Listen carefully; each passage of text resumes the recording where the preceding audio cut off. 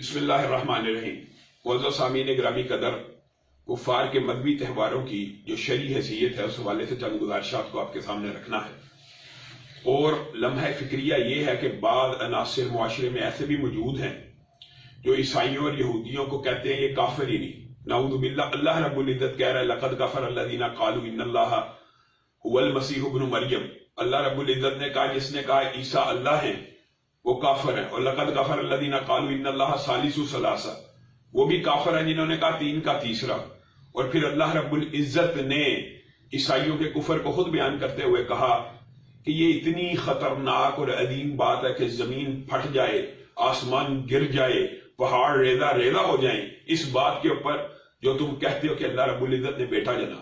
اور نبی کریم صلی اللہ علیہ وسلم نے ارشاد فرمایا، اللہ رب العزت نے کہا ہے کہ ابن آدم مجھے گالی دیتا ہے جب وہ کہتا ہے اللہ رب العزت کے ہاں بیٹا ہوا، انہ تعالی جد ربنا ما اتخذ صاحبۃ ولا ولدا۔ اللہ رب العزت نے کوئی بیٹا نہیں، کوئی جوڑا نہیں، کسی بیوی کو نہیں چنا۔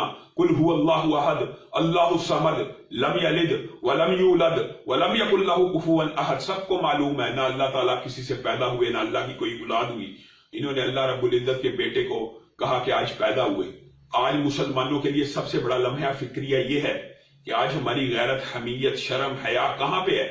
آج ہم اپنے مسیحی بھائیوں کو یہ کہیں گے کہ تمہیں عیسیٰ کے پیدا ہونے کی مبارک ہو، یعنی ہم انہیں اس چیز کی مبارک دیں گے کہ ان کے عقیدے کے مطابق عیسیٰ اللہ رب العزت کے گھر میں پیدا ہوئے۔ مسلمانوں، یہ کوئی اعتدال کی راہ نہیں ہے، یہ کوئی ایسی بات نہیں ہے۔ حسن اخلاق کے بڑے بڑے نعرے لگائے جاتے ہیں کہ اخلاق اچھا ہونا چاہیے۔ کیا نبی کریم صلی اللہ علیہ وسلم سے زیادہ اچھا اخلاق ہے ہمارا اور تمہارا؟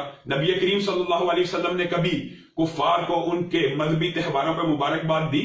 کیا نبی کریم صلی اللہ علیہ وسلم سے بہتر مبلغ کوئی ہو سکتا ہے؟ نبی کریم صلی اللہ علیہ وسلم نے کبھی عیسائیوں کو ان کے مذہبی تہواروں پہ مبارک دی؟ خلفائے راشدین نے، حضرت عمر نے تو کہا ان دنوں میں ان کی گرجا گھروں میں بھی نہ جاؤ کہ اللہ رب العزت کا عذاب نازل ہوتا ہے۔ ابن قیم کا کہنا یہ ہے کہ یہ خنزیر کو ذبح کرنے سے بدتر ہے کہ تم ان کو مبارک دو۔ سارے فقہا اس بات کے اوپر متفق ہیں کہ کفار کے مذہبی تہواروں کے اوپر ان کو مبارکباد نہیں دینی چاہیے۔ اور مالکیہ نے تو یہاں تک کہا کہ ایک تربوز کو کاٹنا ان کے تہواروں میں یہ انسان کے قتل سے زیادہ شدید ہے۔